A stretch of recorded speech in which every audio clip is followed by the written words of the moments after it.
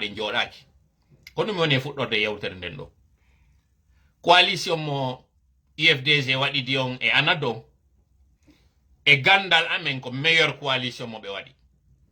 parce que ko ɓe waɗi taw ko alliance électorale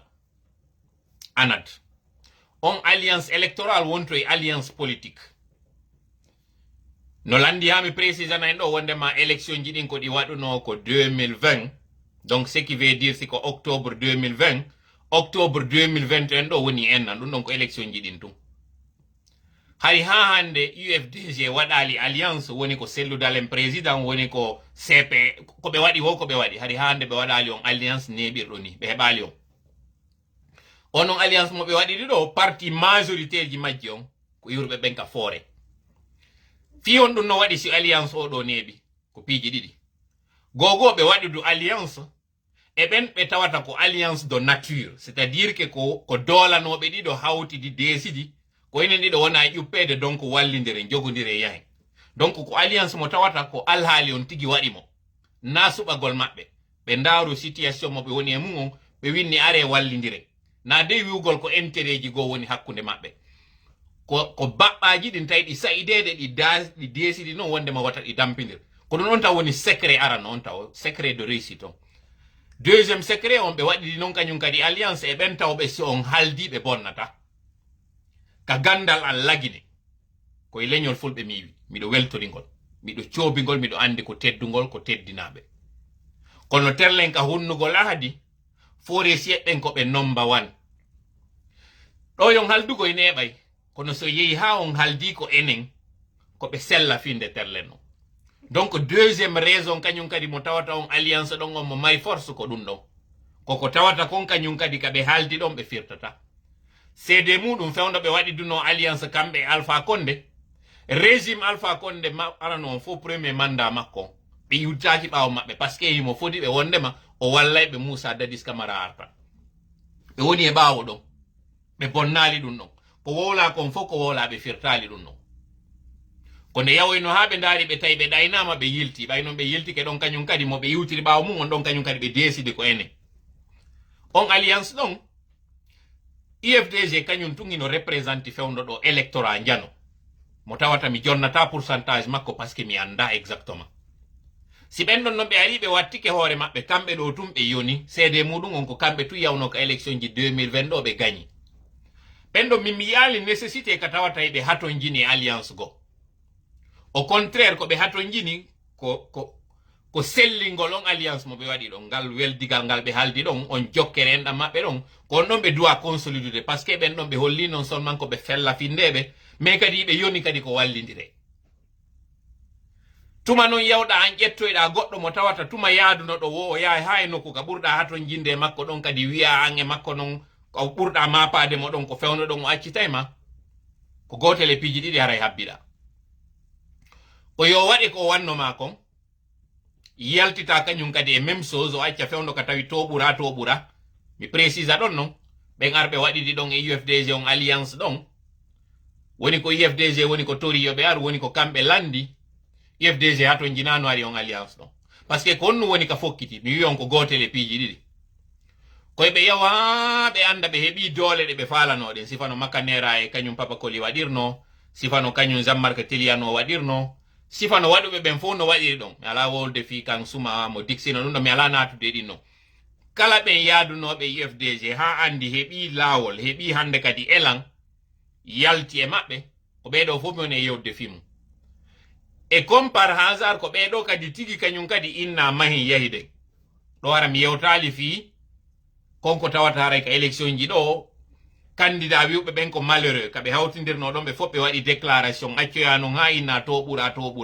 ɓe wi e wondema kamɓe ɓe tawti Alpha wondema ko Alpha gañi mi ala wolde fi ɗum ɗon par ce que psychologiquement konko ɓeynata défection ko tuma mo wonɗa yaadude muɗum yalti inni wondema yaadugol e maɗa ngol moƴƴa ɗum ɗon tun haysi tawi ko mo faka num fus effet mo ɗum ɗo waɗata on kamɓe ɓe rena ɗum ɗon aw hande ɗo fi raɓɓinɗingol nde yewtere ɗon par ce que question on ko wiɗen ko hombo woni gañotoɗo on ko ɓen tawnoɓe hankin ɗo balɗe seeɗa no feƴƴi ɗo innanoma hari ɓe tawetake hay yewtere maɓɓe landetake ɓe landetake hay ko fewndi tawɓe ko woɓɓe ɓurɓe maɓɓe ɓen ko yuɓe ɗi institution ji disutji ɗo selon non charte on no inna kala ɓen tawnoɓe ɗo o institution ji disutji woni ko chef de file woni ko député wonɓe wonɓe eɗen andi noon ko ɓeɗo alpha wiwno ko opposition o yaadi e ɓeɗo ka référendum makko ko ɓeɗo kadi o fokkitiruno ka élection ji présidentiel ji si FDG on fini andi plan maɓɓe on sali waɗugo siège vide yeyi tawi si ɓeɗo ɓe waɗi kon ko ɓe waɗi ɗon kon fo tawa IFDG inayno jooɗodade ɓeɗo signugol alliance hare bonne chance ko ɗum ɗon mi mari komi yewta ɗo are non joni e toɓɓere meɗen nayaɓere nden nde tawata nden fewndo ka tawata ɓeɗo kañum no wadde ɗum ɗon hino ɗaɓɓude toujours no jonnitira woɓɓe force non seulement ɓe ɓatoɓe ɓe anda ko on ɗon ɓe jokki ɓe anda doole maɓɓe ɗen ɓe ara kadi par ce que mi wi on ko gotel e piiji ɗiɗi ɓe wawi arde kadi ɓe sowonsina hakkude maɓɓe toon ɓe lando toon poste e privilége ji ɗi tawata ɓeeɗa tigi yiyay tawa koko cippirɗen ɗo fof jaka han joni yonaali andi no wawa goɗɗo ko tawata no jombi debbo goto tawɗo mo nafi mo iɗi fop so jaamo o yaha o ɗaɓɓoya debbo par ce que innama tun gorko ko ma no wawi jombude ɗiɗo ha nayi o adda on debbo ɗon mo tawata on taw déjà yiɗama o adda mo noon kañum kadi sabu ko tawata ko mo yiɗamo ara noon kadi holla luttuɓe ɓe wonno ɗon ka galle mo nantodir mum o wonde may na teddinteɗo modi na ya jaɓu ko watta kon ko ya waɗu an ko falɗa ko non seulement o nafatama mais o gera kadi mo wonduɗa e muɗum on kañum kadi yawma haɓon seedo ko gotel e ɗiɗo piiji ɗiɗi ɗum ɗon IFDG ko ɓe responsable hiɓe andi na kadi militant maɓɓe kono ɓay hara soñjaji ɗin ko en fof woni e jooɗade ɗo soñjoda e majji ko ɗum ɗon woni me yewtirde fiyo fof ndaaru anda si tawi ko calcul politique moƴƴa wona e waɗede terle men ɗon joni noon ndaren noon politicien ɓe ɓen kamɓe kon ɗum ɓe woni e wadde tawɓe ɓen ko kamɓe ittaka laamu ɗo malgré que ɓe ittama yewten fi RPG iɗen andi RPG ɗo en wiwno kamɓe déjà ɓe ala hay leader fewno ɗo ni ɓe mari probléme taw ndarugol ko hombo ɓe iwtirta déjà e ɓaawo mum wiɗen tanke ɓe jittali ɗum ɗon taw min fi RPG mapinala ko ɗum wiwɗen peut être noon ko ɗum ɓe nani ɓe andi jaka faiblesse maɓɓe on koka sikkuɗen ɗon ɓe wawata nantodirde ɓe wawa iwtirde ɓaawo goto ɓe darana hoore maɓɓe leader par ce que page Alpha Condé on kañum tournama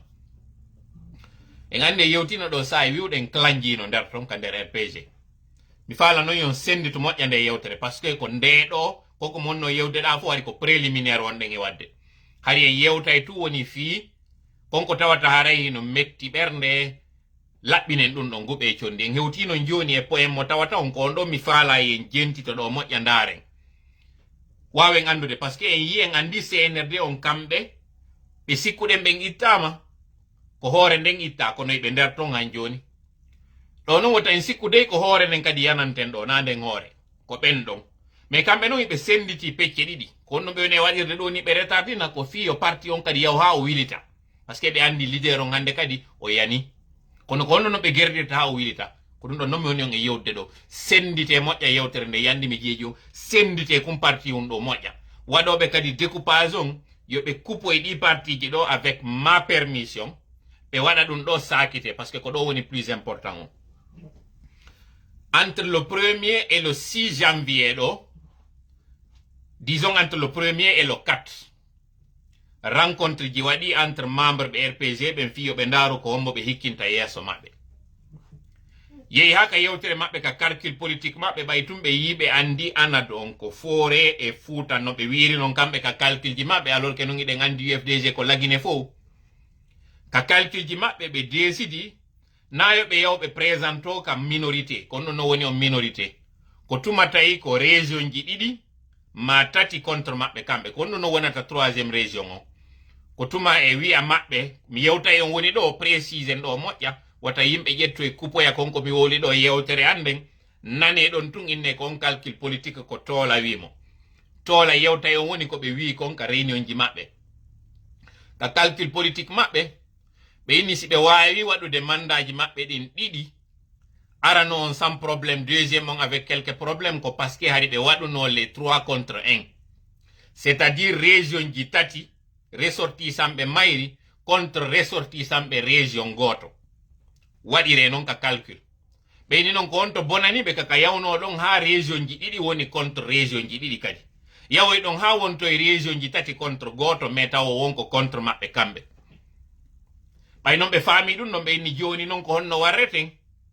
guerre réconcilien e région basse coton kono non gerdete nun non wonnoɗo e waɗude démission muɗum on tawnoɗon iɗon andi hay o ittano mari ka primature parce que ɗon hewta ha nangen komantugol moƴƴa iɗon andi Diané hari woni kanko premier ministre par intérim ko tawata hari mimi yaali ha hande kono no waɗi ɗum ɗon ko parce que démission makko o windimo o déposi kono jaɓaka kamɓe noon o yi capacité maɓɓe o yiltitagol e on mo tawata hari ɓe dampino mo hankin ɓe sikki haaju maɓɓe ala e makko ɓe propose fiyo baskot on wallitoɓe yoɓe geruɓe waɗa mo kanko hoorejo on RPG sauf que on calcul maɓɓe ɗon haysi tawi o wallayno ɓe yeggiti hande ɗo RPG e RPG arc-en-ciel e RPC ko groupe ji tati ɗiɗo noon groupe ji tati ko homɓe ko ɓe tawɓe ɓen wi'i Diané ko on ɗon remplaçata Alpha woɓɓe goo inni Salum Cissé ko on ɗon remplaçata Alpha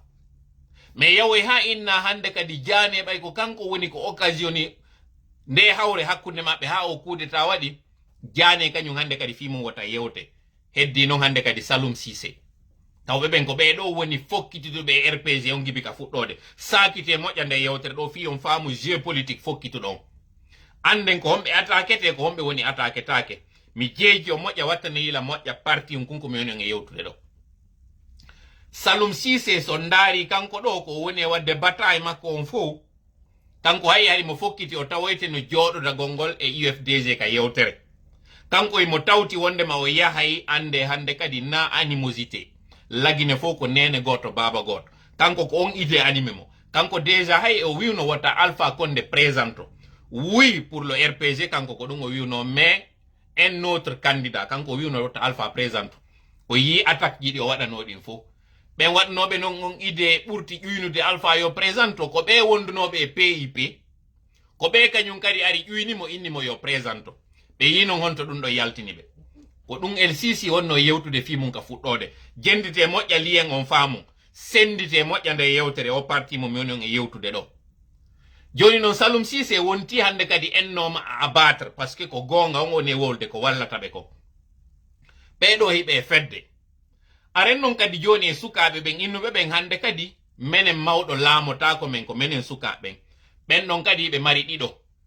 ɓe mari o wiyeteɗo ɗon Ibrahima Khalil Kaba ɓe innamo Lilu mo tawata ñande goo yimin tigi mi yewtuno ɗo mi inni si RPG no faala wilitude ko on noon ɓe ƴettata parce qu'il est pondéré et il est très honnête comparé aux autres c'est quelqu'un que j'apprécie beaucoup ko peti makko goy woni kam ministère des finances économie et finance on ko payku makko o suka wiyeteɗon Lansine Condé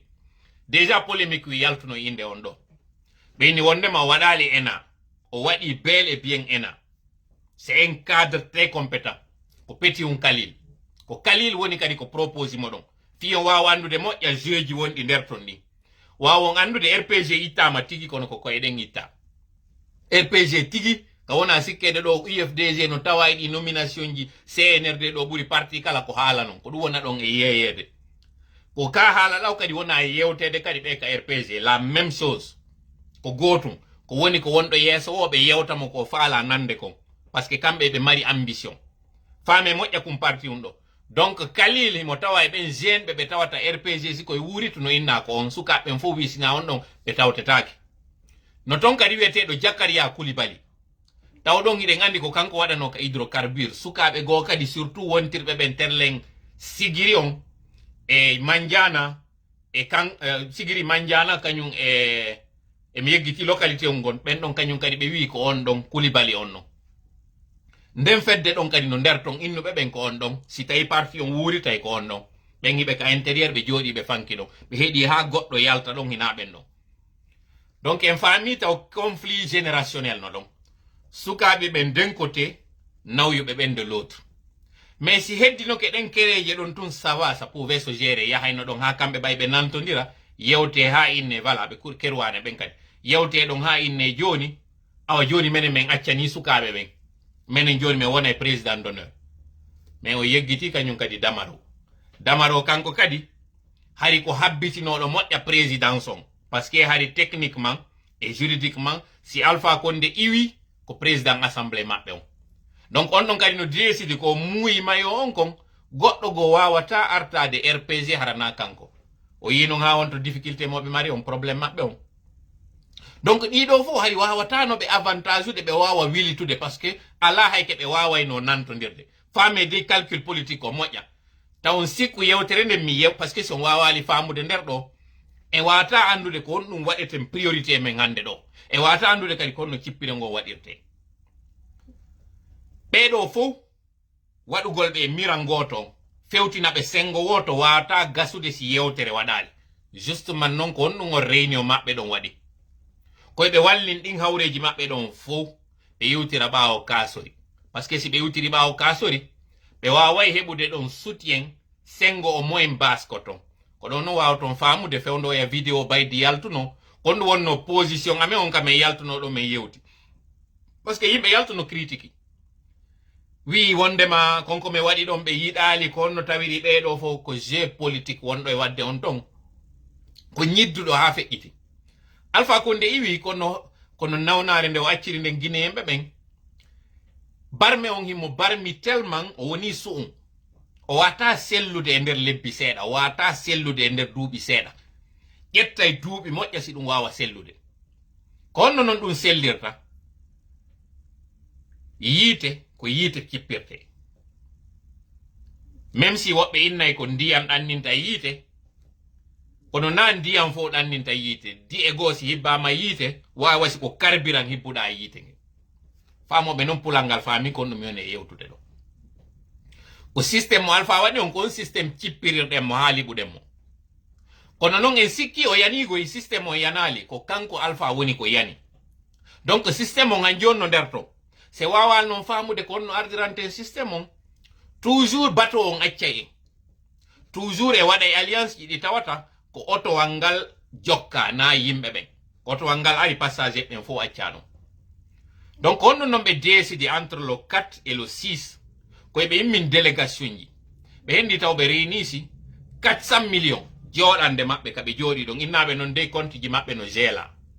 innaɓe fewno ɗo ɓe mari soñdia ɓe ala nini mbuuɗi kono ko ɗon ɓe ɓiɗidiri ɗon non seulement taw ɓe geri ha ɓe nantodiri e yewtere nden ɗon ɓe immini ɗon noon délégation ji yahowo mo kala e préfecture muɗum on yaha yewtaɓe ɗin haalaji ɗi tawata mi wata on fillanade ɗiɗo fi toujours andingol ɓe wondema goo Alpha Condé ɓe ittuɓe mo ɗo na contre makko d'ailleurs ko ɓe waɗani ɗum ɗo ko fi wallugol mo donc ɓeɗo eɓe soutenuɓe taw en deuxième man kañum kadi ɓe anda konko fokkintina ɗo si tawi sellu ari ka laamu e kala ɓe wonduɓe sellu kamɓe ara fi maɓɓe lanni évidemment ko ɗin haalaji koye ɓe yetto communiquant ɓen siɗon jentiti non communicanoɓe RPG ɓen num wowloɓe ɗengal pulal ko ɗum wiyayno so ŋacci ha Alpha ittama ka laamu ɗo sellu ari ka laamu ɓe hirsayo na ɗum ɓe wiyayno donc ko kan haala no wona yahede kadi yeeteɓe ɓe intérieur innaɓe ɓe geru gerte en fof ɓe wallina hawre maɓɓe nden to ɓe iwtira ɓawo oɗo par ce que ko ɗo wawata ɓe wallitade donc ɓe kalma kala ɓe sukaɓe memminiɓe ɗo kono noon ɗum ɗo wawirta gasude ko si tawi enen en holli ka yewtereji meɗen wondema hin konko ɓe yeɓe yewtoy ɗon ko ɗum en deuxièmement sen walliɓe kadi classe politique on ɓe wawi arde kadi ɓe infestamo ko ɗum woni ɓe naata e nder classe politique on ɓe humpito konko woni e feƴƴude nder ton ɓe anda konno ɓe préparoto donc mi artata kadi e toɓɓere nden toujours alliance mo alaji sellu waɗi don e ɓeɗo ɓe arɓe ɗo signidi e moɗon gogo taw konno ɓe atoyto on waɗoyde ɗo koye ɓe yaw ha ɓe anda wondema force mo marɗo on ko wi'ugol jama on yo yaltu contesta ko tawata konko ko droit constitutionnel déjà Ibrahima Sori bokkogo e wowlino ɗum ɗon fewndo fuɗɗa wiyede ɗo ko jonnugo représentant ɓe ɓen ka CNT yoɓe réparti su tâche ji ɗin o yaltuno kanko Ibrahima Sori Bokk o inni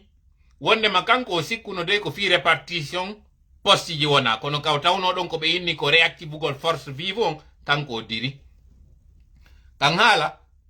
o hawji tun wowlugol ka o hawjatano mais au moins moƴƴi ko yaltini kan kan law par ce que ko kaɗo waɗoyte accoye noon to ɓura o yaltoya noon o inna ko rébellion wona waɗede ko ɓeɗo woni yeeso rébellion on o hikkina kañum alaji sellu yeeso hande kadi noon ara ko ɓe nanguiroyte ko incitation à la violence sécurité d'état hara hande kadi ko in ɗon fawete hoore maɓɓe andi mono faala warde bare mum wiya ndo feeti hande kadi noon ko wanno kon 28 septembre wigol aw ko ɓeeɗo woni commanditaire ɓe ɓen ko kamɓe naɗi yimɓe ɓe ngala boucherie ɓe nangue ado hewtude ɗon ma ɓe toñire ɗin ɗon par ce que tout simplement ɓe ari ɓe ɓatike ɓe nani ko wona yewtede kon ko tawata c'est tout à fait régulier si ari ha hewti ɗon ma déjà wurin ɓe inventa haala e hoore maɓɓe ɓe inna ɓen ko ɗum fondi waɗugol conséquence on e suite on ɗo mi accama onon tigi miijito ɗon mo ɗon déjà eɗon andi woɓɓe maɓɓe ko wiwno kañum transition ko ɓe faala ko 10 ans woɓɓe wi 5 ans woɓɓe ɓurɓe fanɗude ɓen ka proposition ji wi 3 ans ɓeɗo non joni woni e arde inna joni non enen yahe non joni e woota kan yalte yewten haala woota mais c'est quand même extraordinaire quoi ɓe tawata eɗa reeni divergence maɓɓe on wano sen ƴettiɗo ka Ousmane Kaba fo ino andi position Ousmane Kaba on yi déjà yeeso makko ngon ñande on signature ñande innanoɓe ari ɓe fotti ɗo c'est dire min wonde mi jiɓoto si tawi woɓɓe goo ɓe faalaka kamɓe wongol tun ka opposition kamɓe hara ko ɗum ɗon ɓe faala kamɓe hara ambition maɓɓe on hara kamɓe objectif maɓɓe on ko yo ɓe wonu toujours kamɓe ka classe politique na laamu ngun ɓe faala ko ɓe faala ko wongol ka paysage politique woni ɗon yewte fi maɓɓe inne o parti ɗo no mari doole miɗo jiɓi woɓɓe si tawi na ɗum ɗon kamɓe woni ambition ji maɓɓe ɗin parce que je ne peux pas comprendre yo taw goɗɗo a yii o ŋatima ara nun ari no wawi oya neɗɗo e yaare nden a sutini jungo ma ngon a ƴawninde nde fiɗima a liɓinde a sutini jungo ma ngon kadi a ƴawninde nde fiɗima a liɓinde ɗum ɗo wawi gasude wo e histoire ko histoire par ce que aɗa no woduno ko huulano ko yugol ngol on neɗɗo ɗon ala fin kaw landano ko honɗum waɗi si nde yaare no fiɗama tun hiɗa hoccande nde fiɗama tun woni wo yaare nden golle mayre on ko fiɗugol min golle an nden ko soobugol nde ɗum ɗon ko moral woni ɗon mais dans la vraie vie a wawata waɗude piwum gotum kun toujours heɓa ngakku e nder muɗum wiya kadi yiɗa waɗitude kun habboɗa wondema yo sansu min mi wawali famude ɗum ɗon joni noon population on komi faala en faamu ɗo par ce que min ko onon joni importinmi na CNRD hina UFDG hina wonɗo o ko on ɗum min importinmi hande ɗo ko laggine mi woni e ndarude so faala noon interprète on nde yewtere an ɗo no faalira ɗo ko ennemi alaji sellu ko ɗum ɗo waɗi ko ni je m'en fous parce que ko mayɗo darante wuurɗo ngo darana e hoore makko ko onno no ngo dariranta hoore makko ngo cippira ɗo ko onon fof waɗi ngo certes que UFDG holli cette fois-ci détermination ɓe wi pas de recul ɓe jaɓali reconnaissugol ce qui nous a permis d'aller de l'avant mi yeeti noon fewndo ka élection ji kadi lanni pet mi wiwno ko piiji tati walla tan heɓen succès meɗen o ara noon e majji ko yawɗo élection on o jogito ɗon wondema han joni ko kanko gagni jama yawɓe waɗi élection ɓen ɓe jogito ɗon wondema ko oɗo laami communauté international on noon dara tawa stati ko omo waɗɗen ɗon iɗen jogiti ɗon ɓe ara noon ɓe solnana en ɗon ɓe ara noon ɓe intervena ɗon ko ɗiɗo tati ɗum ko ɗe kereje ɗo gollitirɗen ha ɗeɗɗuɗen ɓe ɗum ɗon hewta mi yewta ko honno ɗeɗɗirɗen ɓe par ce que ɗum ɗon ko président CNRD on tigui ari inni wondema hi hari leydi ndi darike awa ɗo kadi ka fewdiɗen ɗo tawi nangu dargol CNRD par ce que CNRD ko UFDG RPG classe pod ko systéme on fof woni nder tun hande ɗo moƴƴuɓe e bomɓe tawi ndaru classe politique on hande ɗo par ce que en yi kamɓe ko honɗum ɓe fondi ko honto ɓe fokkiti ɓe reena situation o ɓe ala lecture innowoɓe ko ɗum ɗo woni situation on tigi tigi marɓe lecture ɓe malheureusement na ɓen ɗo wallidirte mum ko ɓe tawɓe ɓen ko RPG kamɓe hiɓe reeni ko honto ɓe fokkiti ɓe décide laamu ngu sortotako juuɗe ma hiɓe décide ɗo ko ɗo retardinte ɗo ha kadi ɓe gayna mobilisade woɓɓe no joganiɓe ɗa laamu ngu mari ngu ɗon ha ɓe gayna préparitade moƴƴa ɓe wuurita ɓe immito ɓe préparito ɓe ara si tawi noon kañum UFDG ɓe tawata ɓen ɗo ko kañum gañino normalement ɗo arnoɓe waɗi ku on ɗo ko duwano ko ƴettugol tun jonnita ɓe ma ɗum ƴetta laamu ngu ha ga sawi a bon joni ko waɗeten constitution mo 2010 on on ɗon wonɗen e joƴƴinde assemblée on valida mo yahen e élection ji go ɗi tawata RPG tawetake majji normalement si ko ɓe sincére ko ɗum ɗo ɓe waɗayno ko ɗum waɗi simi inni déclaration Amara on elle n'est pas du tout assumée parce que si ko assumé o yaltinayno e kene o andina wondema hihi ko min ari ko stoppugol ko tawno ɗon ɗo lutti yon hendo pet Alpha Condé ko men ari ko aretugol on men organisa kadi élection go men hetta laamu ngu o wowlayno ɗum ɗon clairement de manière honnête jama on fo paranoani kono puisque na o suusure reedu mo andi o suusata wolde ɗum mi lansanamo kadi défi on ɗo o suusata yaltude wowla ɗum ɗo si il est homme yo yalto wowla ɗum ɗum mi wowli ɗum ɗo mi tey pas si ko gorko yo yalto o wiya laamu ngun min ƴettata min jonna ngo handuɗo e muɗum min ƴetta e laamu ngu min jonna on mo mi faala si tawi hara ko o gorko hande ɗo si tu es vraiment homme tu assumes ta position tu assumes très bien ce que tu as dans la pensée ce que tu as comme agenda sors publiquement et dis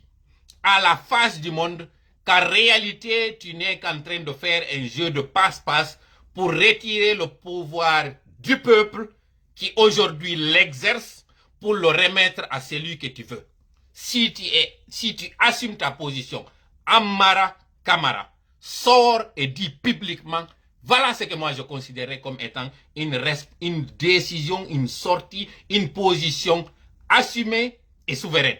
Là, dans ce cas, je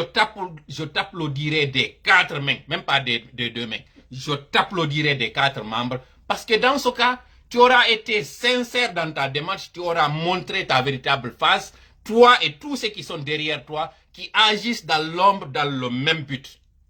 Mais c'est lâche, parce que si vous étiez vraiment, vous qui êtes dans le système, en train de détourner l'élan